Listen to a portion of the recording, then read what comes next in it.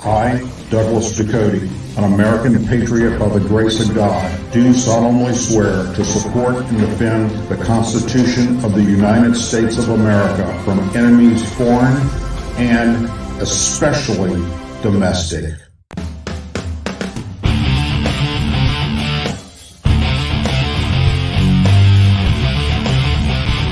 I, Douglas Ducote, an American patriot by the grace of God, do solemnly swear to support and defend the Constitution of the United States of America from enemies foreign and especially domestic. Say it with me. I pledge allegiance to the flag of the United States of America and to the republic for which it stands, one nation, under God, indivisible, with liberty and justice for all. Good evening, Patriots, and welcome to another edition of the Douglas Ducote Show. You had made a pleasure to be tonight, but chose to be here with me, and for that, I am forever grateful. We're going to dive right on into tonight's program. Got a few things we want to cover before we go in for the wonderful weekend coming up. Tomorrow is Friday, and whatever you're going to be doing this weekend, I hope you're doing it very safe and think it out in advance. President Donald Trump pleaded not guilty today in federal court on new charges brought by special counsel Jack Smith. The U.S. judge presiding over the proceedings set social media on fire when she referred to Trump as Mr. Trump and not President.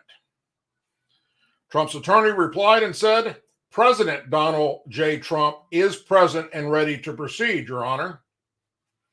When referring to a former president, it is proper protocol to use their former title as president and not Mr., especially if the addressing person is a federal employee. But those upset over how she's addressed Trump are missing the bigger picture here. And that's what I need everybody to pay attention to. The judge that has been assigned to the case and will proceed over this trial, U.S. District Court Judge Tanya Chutkan, Chutkan, used to work for no other than Hunter Biden. And if that's not enough for you to see big red flags, she also worked for the Ukrainian oil company Burisma, which is at the top of the Hunter and Joe Biden House investigation of corruption. Talk about a bunch of cards stacked against you from the get-go. President Trump would stand a better chance if the bar would give crooked Hillary Clinton back her law license. Biden would appoint her as a federal judge, and the House and Senate would confirm Hillary and let her proceed over this case. This judge must be removed. Another judge that isn't biased, another judge that isn't a former co-worker with Hunter Biden or worked for Burisma, the company that Joe and Hunter Biden got the prosecutor looking into Hunter fired. She's got to go. There's no way to get around this. Not only that, but Trump doesn't stand a chance of getting a fair trial in D.C. It's got to be moved out of there. So number one, it's got to be moved from D.C., and this judge has to be removed. In fact, she should have already recused herself from the very beginning and said, "I can't do this. I used to work for Hunter Biden. Not only as a law partners, but also the same fucking company that the House is investigating for corruption against the Bidens." You couldn't make this shit up if you tried. It gets crazier every day. Now, why Trump is not demanding that his attorneys address this immediately, I don't know. But if he doesn't, it's too late. He will go to prison with this judge. It's like when he should have cleaned house when he became president and didn't do it. This is a very serious issue. And Trump and his legal team need to get on top of it right now and demand this judge be removed from this case, or he doesn't stand a snowball's chance in hell. Moving on, Joe Biden's administration has confirmed that it is withholding funding from schools that offer, are you ready for this? Hunting and archery programs as part of the curriculum. The Department of Education made the funding decision in light of its interpretation of the Bipartisan Safer Communities Act, which was passed last year in the aftermath of multiple mass shooting tragedies. Based on the Department of Education's decision, funding that has been earmarked for school shooting sports programs under the Elementary and Secondary Education Act of 1965 will be prohibited across the nation. The department is administering the bipartisan law as written by Congress. According to Congressional Research Services, the ESEA serves as the primary source of elementary and secondary schools federal aid in the United States. The Biden administration's decision to block funding for schools hunting and archery programs is expected to have a major impact on thousands of schools across the United States and millions of students, especially here in the South.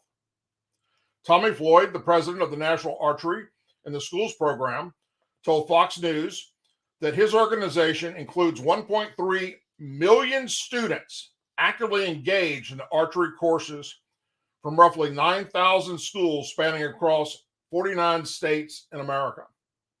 Many schools have already decided to remove archery and hunting education courses from their curriculum as a result of Biden administration's recent actions.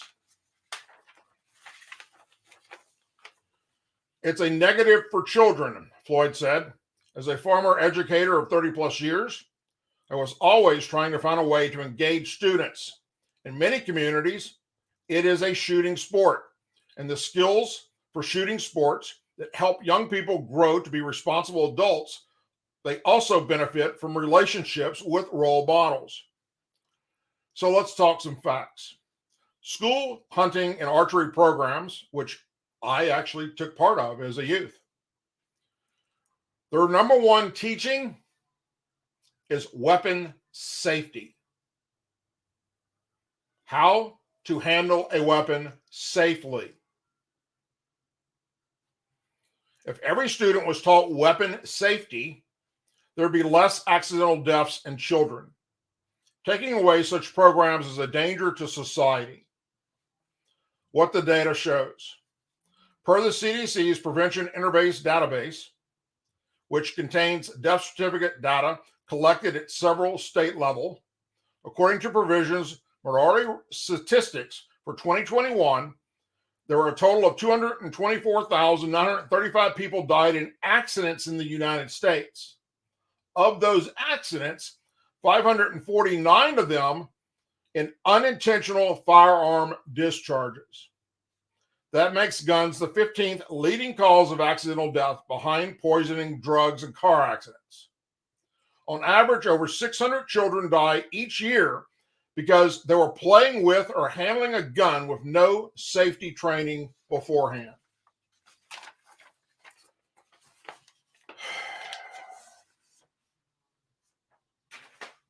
The youth of today and the future, they don't have a choice. I'm going to show you that not only are they screwed, but so is our military, which means we're screwed. The U.S. Senate Appropriations Committee is concerned the United States Air Force is not testing and using electric helicopter technology and is pushing for an acceleration in the Air Force's adoption of electric takeoff, or vertical takeoff vehicles and landing vehicles. The committee has voiced concerns about the current piece of research and implementation of the technology. According to its report, the draft of 2024 Department of Defense Appropriations Bill, the committee perceives a significant potential for the development of cost-effective electric helicopters that can serve the needs of the warfighter, particularly in the role of personal recovery, medevac, and logistic resupply. The committee is concerned that the Air Force does not have a significant plan for the testing, acquisition, and fielding of this capacity into the force in the near term, the report stated. No shit. Because it cannot work. You cannot have electric helicopters. And as Joe Biden pointed out, what was it, 4 months ago, and I told you right here on this program, he wants the Air Force to have electric bombers, electric fighter jets, electric cargo aircraft, electric tanks in the Army, all electric military force. It's not physically possible. It cannot be done. Fucking write it off. Why are these idiots up in Congress pushing the Air Force to do this silly shit? Now, the Army, on the other hand, has been playing around with it, trying to figure out how we can make a Humvee be all electric. And where are we going to put all these fucking batteries? Because this thing has to, a Humvee in the military is not the same thing as a Humvee in the civilian world or any other vehicle in the civilian world for that matter. They're going to be very tough, very strong. They're very heavy. When you start adding the armor plating to it and all the equipment and the soldiers and all their equipment, where are you going to put all these fucking batteries that you need to run this thing? Same thing goes for aircraft. It's not feasible. It's not possible. According to the Daily Caller, the report also stipulates that the Air Force has a 3-month time frame to provide details on its progress with electric vertical takeoff and landing aircraft and furnish a roadmap for operational use. However, the issue of electric vertical takeoff and landing aircraft, limited payload capacity, limits the range, is doctored by amphibious technologies, raises valid concerns regarding their immediate practicality.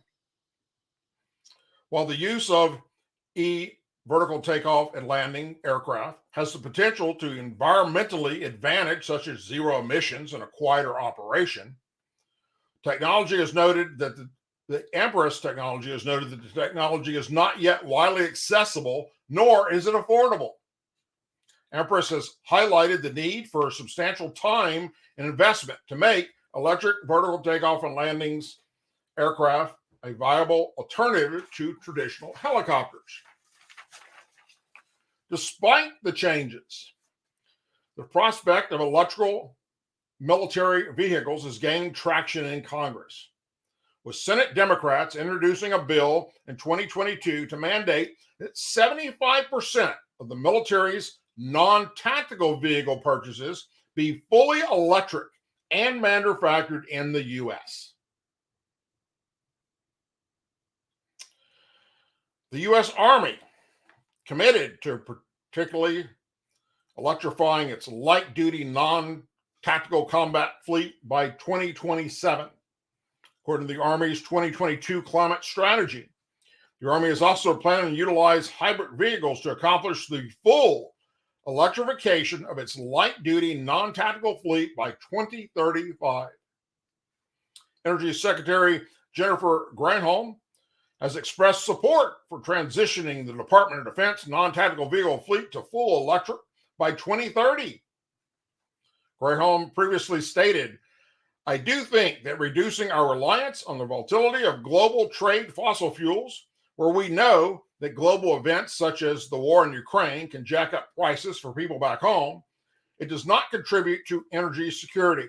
I think energy security is achieved when we have homegrown clean energy that is abundant, like you see in Iowa. We think that we can be a leader globally in how we have become energy independent." No disrespect, man, but you're a fucking idiot.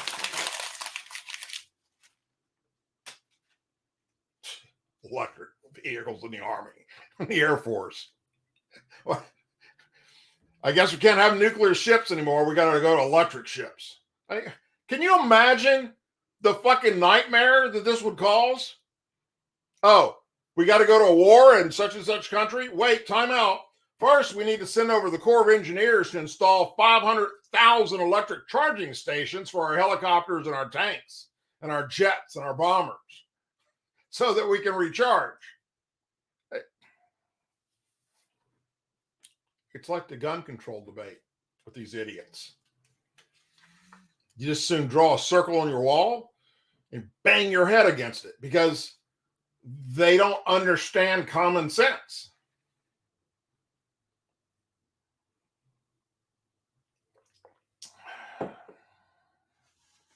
Lieutenant General Maria Gervais, Gervais,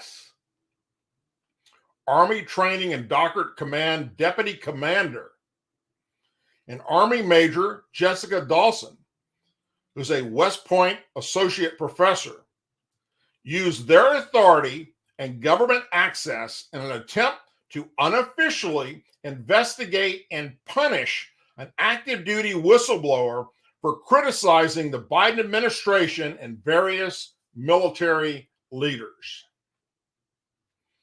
According to private text messages and emails obtained by Breitbart News, Gervais and Dawson used official government resources to hunt for an anonymous whistleblower, identify them, and have them punished for speaking out against the Biden administration and Army leadership, despite a lack of evidence. Despite lacking evidence, Gervais and Dawson reportedly labeled the whistleblower an insider threat and repeatedly accused him or her of serving as counterintelligence. Breitbart News noted that the accusations by Gervais and Dawson were similarly used in an effort to involve the Army Criminal Investigation Division, CID, which has the power, an independent agency, to investigate serious felonies. According to Pat Weir, a Navy reservist and civilian defense attorney, an investigation by CID would first require the designation of a significant threat. He described Gervais and Dawson's accusations as wrongful. His alleged actions did not rise to the level of a serious crime or any crime at all, Weiser said. Instead, Breitbart reported that based on private communications, the investigation seemed to have been an attempt by military officials to utilize government powers to punish the whistleblower for political dissent. According to Breitbart, Gervais and Dawson investigation lasted almost a year, aided by current and former progressive military members. The investigation resulted in public identification of the suspected whistleblower, an Army general's former aide, filing an Inspector General's complaint against the whistleblower, and the Inspector General's system politically weaponized against the whistleblower social media post and criticized the Biden administration. The Inspector General's complaint resulted in a 15-6 investigation to the whistleblower, which led to Army Chief Warrant Officer 2 Samuel Shumate being charged for violating Army Regulation 600-20 by posting derogatory and disrespectful images, memes on multiple social accounts towards different senior officials and military leaders. The 15-6 investigation also claimed that Shumate had violated Uniform Code of Military Justice, Article 88, competent towards senior officials, 89, disrespect towards superior commission officers, 133, conduct unbecoming an officer and a gentleman, and DOD instruction 5400.17, official use of social media for public affairs purposes. According to Breitbart News, the officer in charge of the 15-6 investigation officially recommended appropriate adverse administration action and or appropriate UCMJ action against the whistleblower. Memorandum of reprimand and retired from the U.S. Army on August 1st, 2023. Shumate has indicated that he will publicly speak out about the incident in the future once he is a civilian. Retired Army member recently told Breitbart News the DOD publicly boasted about its adherence to the law with numerous checks and balances in place to prevent unlawful conduct, but the shadowy policies it actually operates under allow senior officials and officials to act with impunity, as seen here. She may claim Gravison's collusion with other senior officials to carry out an unofficial investigation of an active duty military member with use of the government resources, an example of largest systemic abuse observed by the Department of Defense in recent years. So, you can't be a whistleblower anymore. If you see wrongdoing and you speak up about it, they will prosecute you.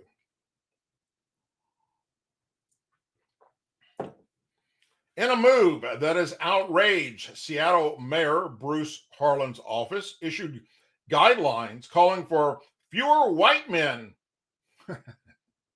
and veterans to be featured in the Seattle Police Department. Seattle Police Department recruitment materials, according to the memo obtained by the Jason Rantz Show on KTTH and shared with Fox News Digital. The March 2023 memo titled SPD Marketing More and Less was written by Ben Ducote, a digital strategy lead from the mayor's office who is in charge of SPD recruitment efforts. In the document, first reported by Rantz, Ducote called for more photos and videos of officers of color who are younger and of different genders to be featured in the department's marketing material.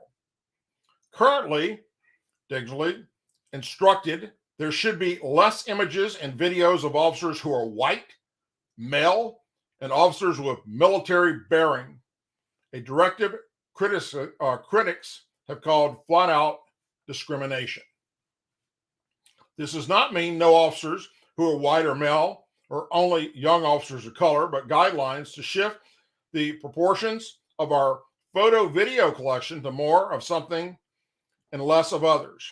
The March 2023 memo to SPD Human Resources staff emphasized. However, the guidance infuriated Officer Mike Solon, president of the Seattle Police Officers Guild. Solon told Seattle radio host Jason Rantz that the police union fully supports 95% of what is listed in the recruiting document, but cannot abide by discrimination against white people, males, and military veterans. What I condemn and will forever continue to push back on is the verbiage with the recruitment document that calls for less of white male officers, less of people in leadership positions, and less of humans with military backgrounds. This is flat out discrimination, period.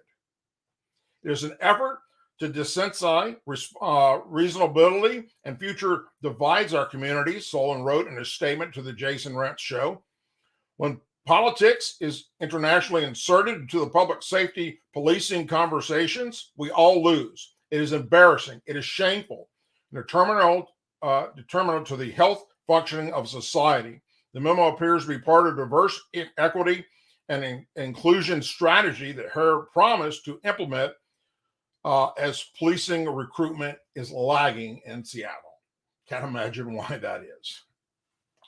The mayor's comprehensive police recruitment and retention plan, passed by the city council last year, prioritized applicants with diverse racial and immigration backgrounds. Emails obtained by Fox News show the mayor's office planned an ad campaign targeting minority communities for police recruitment. In March 2023, Digital worked with SPD Human Resources staff to create promotional materials for the planned recruitment drive this past April. The campaign would advise with the Seattle Minimum and Urban Contemporary Station, KYIZ, which are promoted towards Seattle's Black community, classic regional Mexican radio station El Rea, and International Examiner newspaper focused on Asian American communities. I'm not even going to bother you with the rest of this. It's fucking disgusting to even read it. Seattle, I hope the fucking state, along with California, just breaks off into the fucking ocean. if you're a conservative or Republican and you live in any of these Democrat-run fucking shitholes, get out, please, and join the rest of us.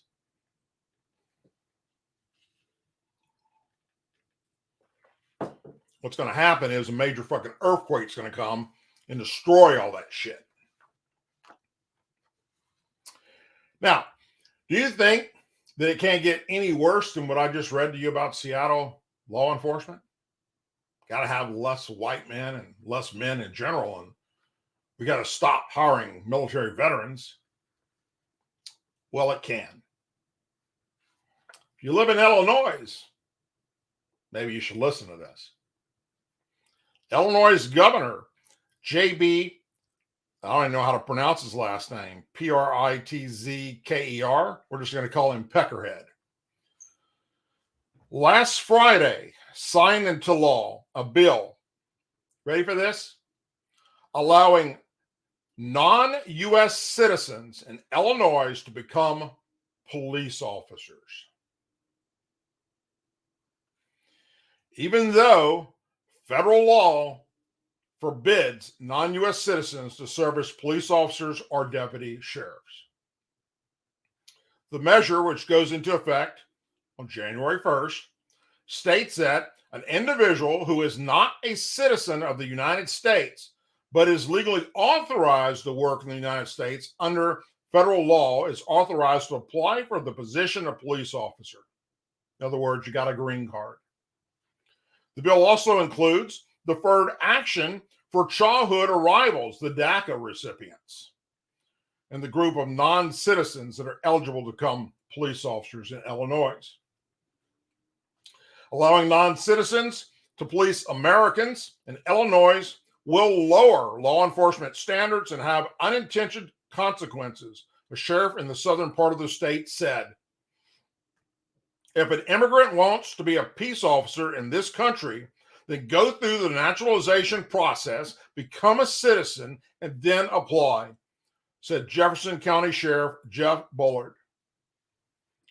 The way we know, that way we know they've been properly vetted.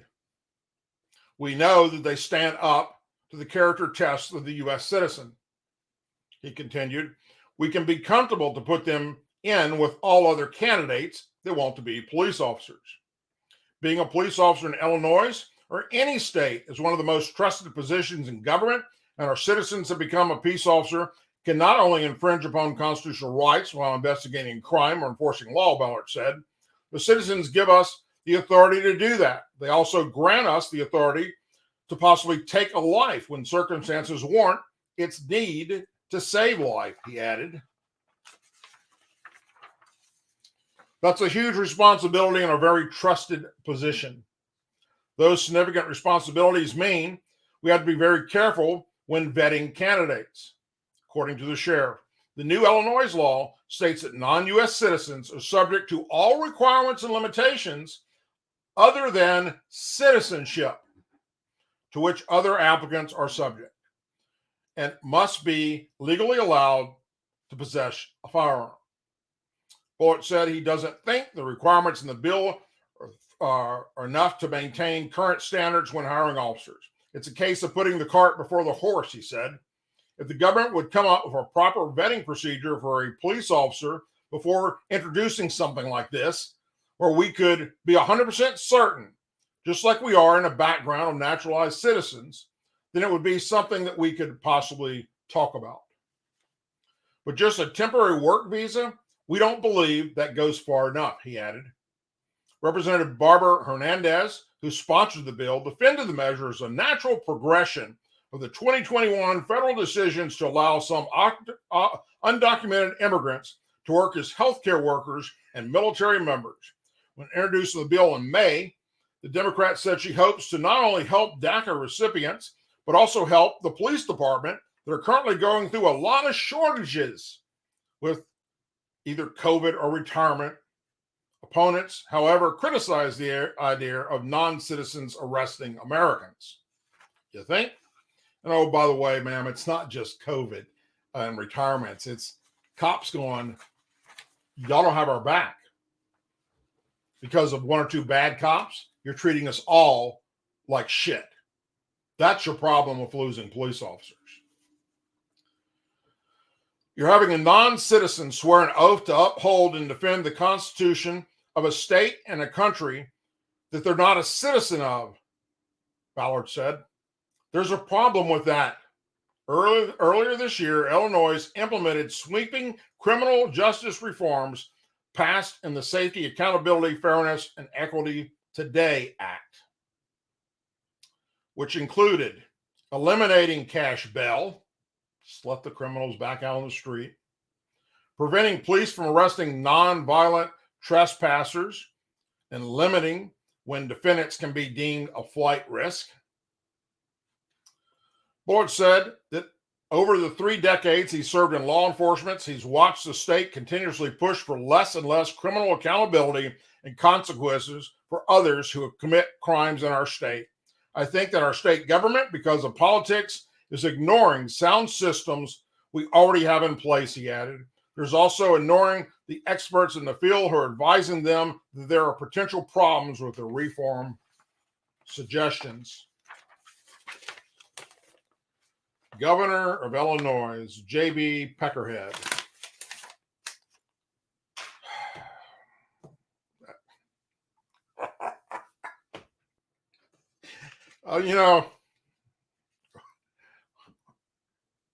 You just can't make this up. It is absolutely so insane when you do your research to do shows like I do, and the others out there that are doing the same thing I'm doing can attest to this, that we just in absolute dumbfounded when we find articles that are being pushed out of the front part of the newspaper per se, or buried deep in an article that should be the front page, bam, in big bold, and you read what it's about and you're like, how is this even fucking possible? How is it possible to be happening? And it is.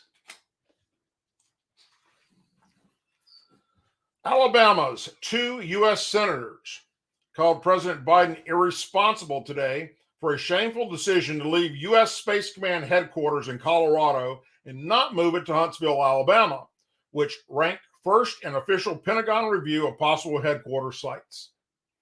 President Biden has irresponsibly decided to yank a military decision out of the Air Force's hands and name a partisan politics, said U.S. Senator Kate Britt, Republican, Alabama.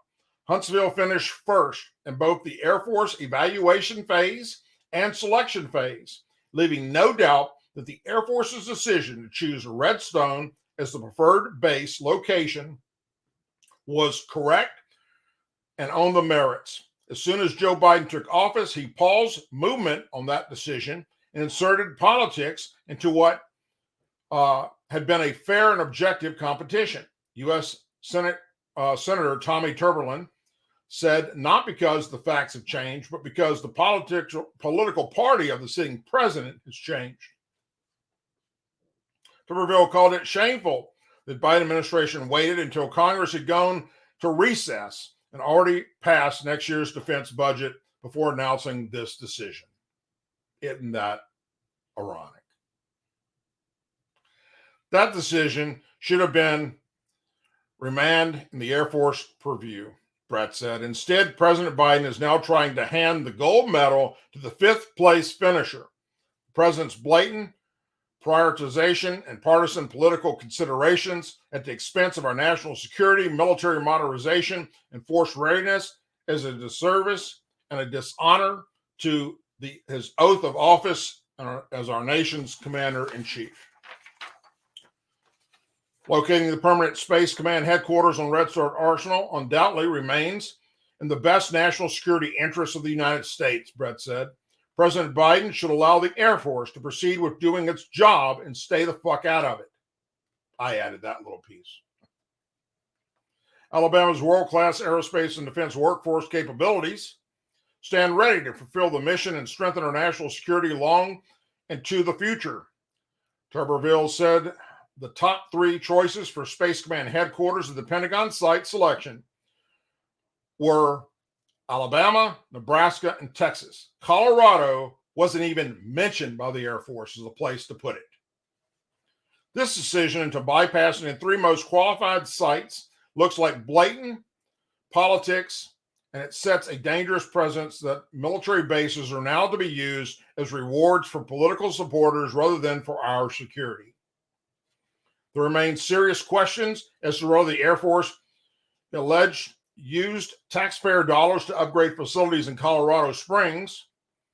I hope that House Armed Service Committee Chairman Mike Rogers will continue his investigation to that matter. Rogers, a Republican, is a congressman from Alabama.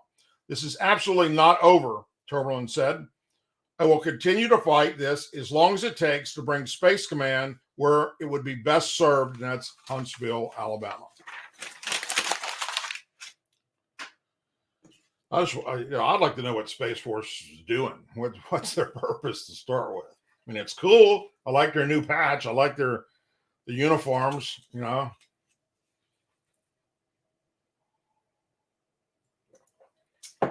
You may recall about 2 months ago, right here on this program, where I gave kudos to Biden for finally sending some active duty military to our U.S. border. Wasn't enough, but it was a start.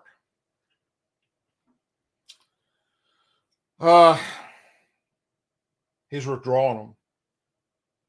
He's pulling them back from the border. In true Biden fashion, he's fucked that up like he has everything else he does. Joe Biden has ordered the Pentagon to remove the 1,100 active duty military troops from the southern border and not extend their deployment dates.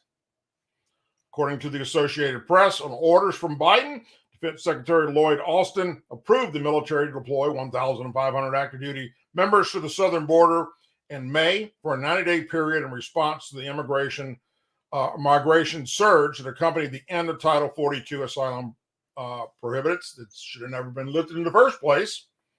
The 90-day mission will conclude on August 8th for 1,100 active duty troops on the southern border, while 400 remaining troops will stay at the border until the end of August, according to the defense official. So instead of listening to the Border Patrol, instead of listening to the men and women in law enforcement who are down there fighting this horrible third world invasion, which is keep them here and bring more, we're going to pull them out.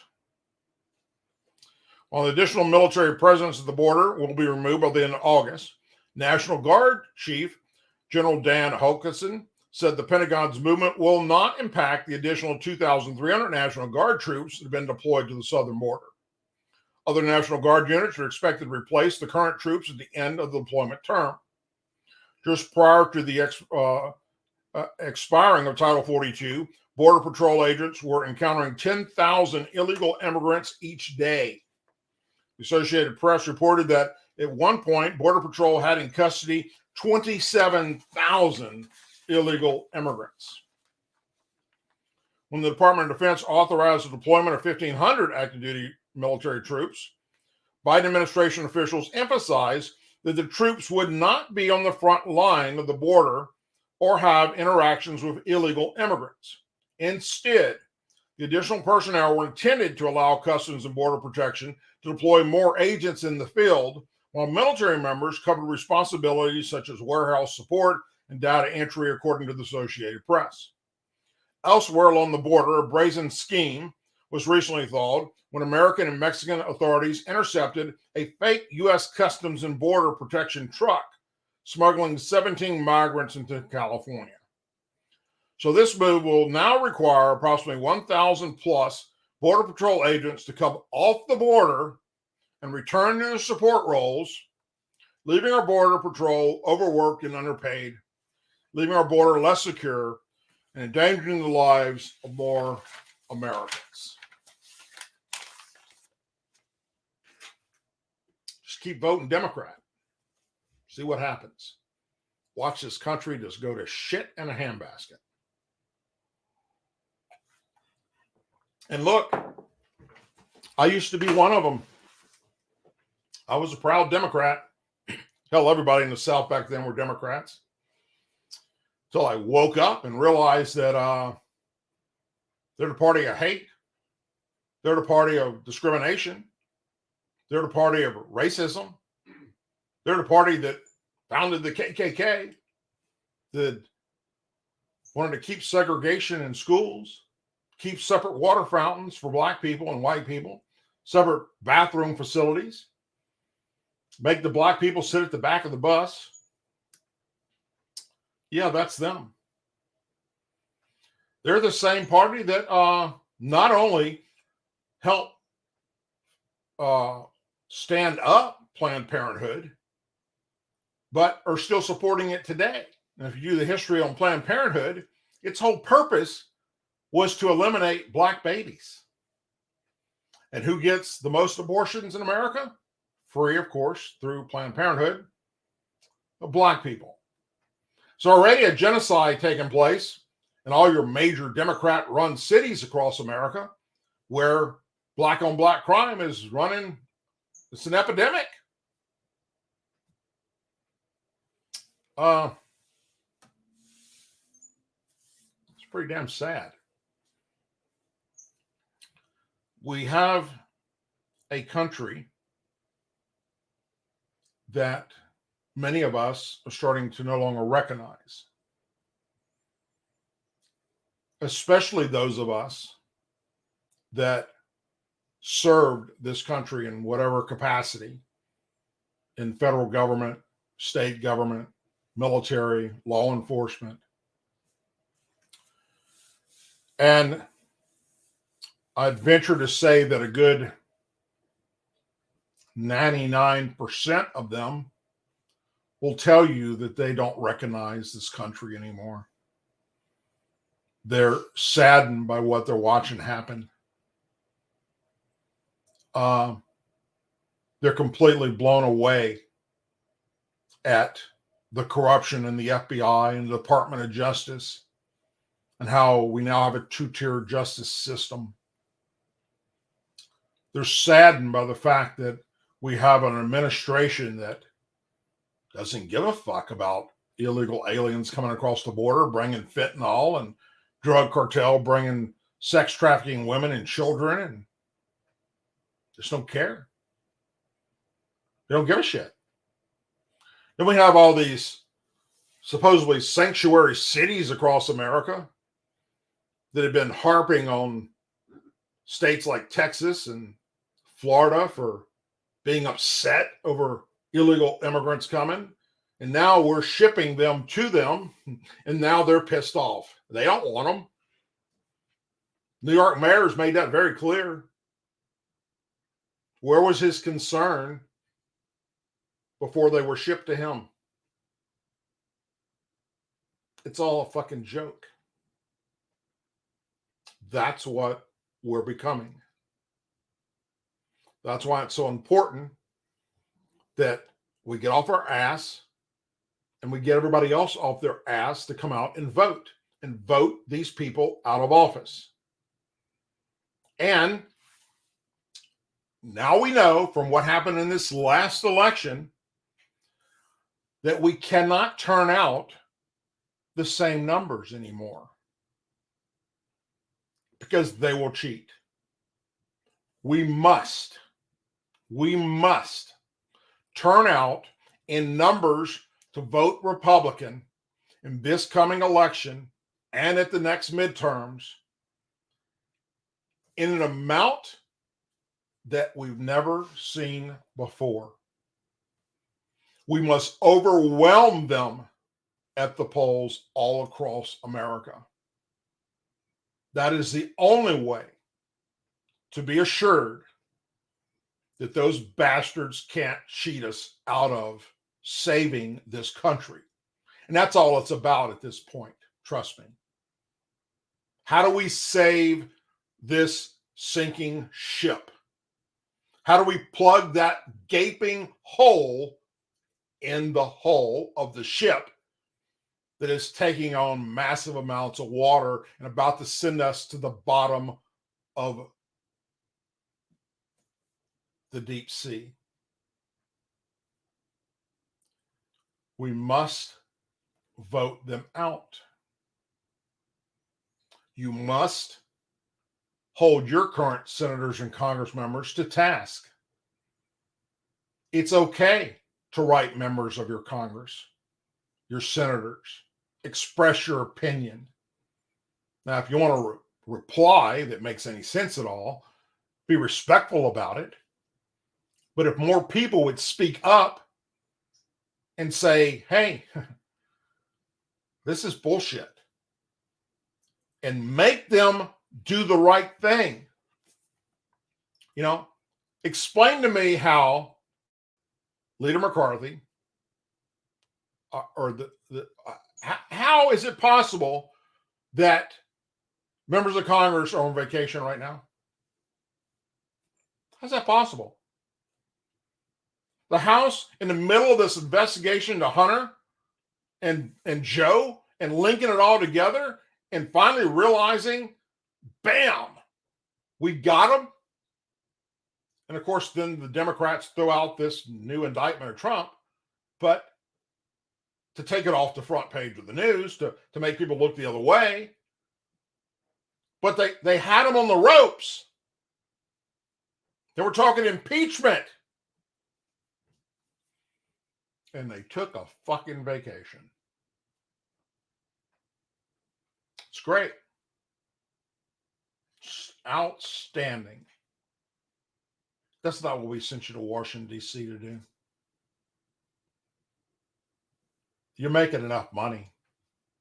Work like the rest of us. Your constituents don't want you back here in the States. We want you in Washington, D.C., where we sent you to work for we the people. That's your fucking job, to work for we the people. How many Americans are struggling right now? Literally living paycheck to paycheck in poverty, can't afford homes, can't afford new cars, can't afford to buy decent clothes for their kids, can't afford to put food on the table or get medical health. How many people are in that situation? Much less take a vacation? That ain't even on their radar. And you overpaid people are going to just fucking go on vacation. Yeah, go see some of your constituents, hold a few town halls, then eat steak and caviar and sip champagne and travel on the yachts all over the fucking world. That's corruption. That's what that is. That's corruption. Do you need a vacation? Sure you do. Do you need to? The fact that you took it right now, when you had this whistleblower come forward and contradict everything Joe Biden has said about Burisma and Ukraine, and you freaking took a vacation. I don't know. That doesn't piss you off. I don't know what does.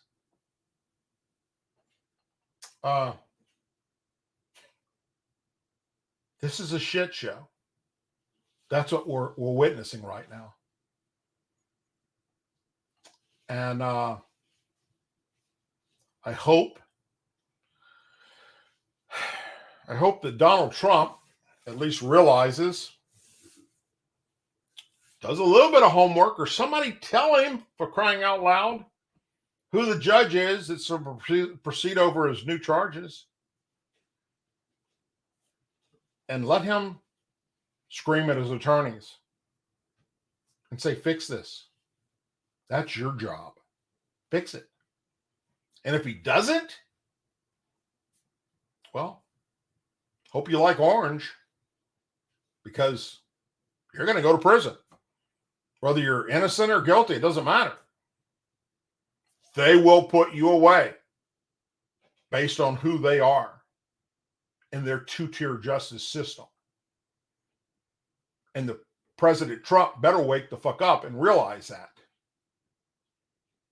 They're not playing around.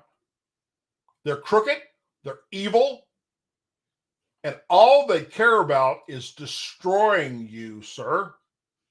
That's it. That's their number one goal. It isn't about helping we the people. It isn't about doing anything that needs to be done in this country other than, in their minds, destroying you ever having a chance to become president of the United States again. Ever. Anyway, you had many places to be tonight. You chose to be here with me, and for that, I'm forever grateful. Thank you. If you haven't already done so, please go to douglasducote.com. Check out the website. Also, in the description of this show and all my videos, all my live shows, you can see the places you can follow me on social media. Follow me there, and I will follow you back. That's how we do this. That's how we spread the word. Subscribe to the channel. Ring the bell. Let your family and friends know about the channel. And hopefully we can continue to spread real world news, things that are happening that conservatives and Republicans need to be aware about. And let the Democrats and liberals fact check everything coming out of my mouth. Ain't seen one of them yet. Not one. Prove me wrong. All they do is talk about, I'm a white supremacist, I'm a racist bigot, I'm a skinhead, I'm a member of the Aryan Brotherhood. You know, they talk about my wife, they talk about my kids, everything but fact checking what I'm reporting on. No, they can't do that because they know I'm right. All they can do is try and trash my character. And that ain't never going to fucking happen.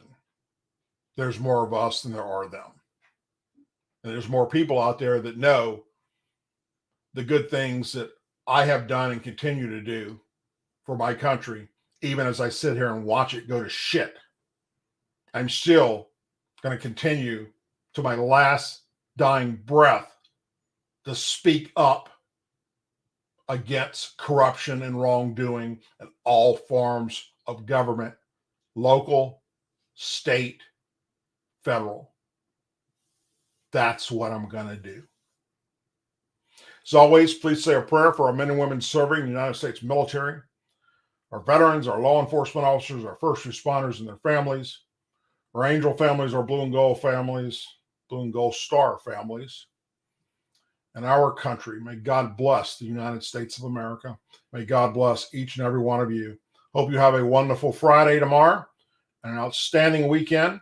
Stay cool. It's hot out there.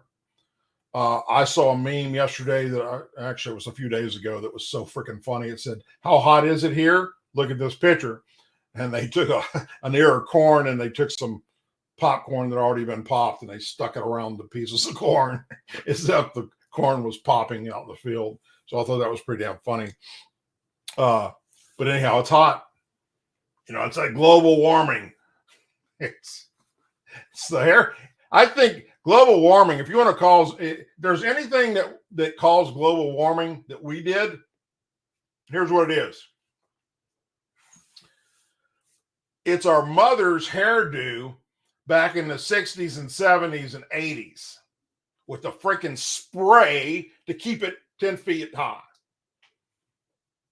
If you had to watch and duck under a ceiling fan because of your hairdo and you had a whole can of that shit sprayed in it to keep it in place,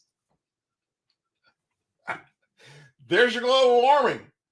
It's that shit they sprayed on our hair. It destroyed our ozone layer, for crying out loud. That's okay. I used to do it too when I had hair. I'd sit in front of the mirror for hours, getting my shit all nice and pretty for a date or whatever. And I'd spray it down as well. That's just what we did back then. Anyhow, take care, everybody. God bless you all. And I'll see you next week on Tuesday night right here. If anything changes between now and then, I'll do a video about our live show. Other than that, take care. God bless you.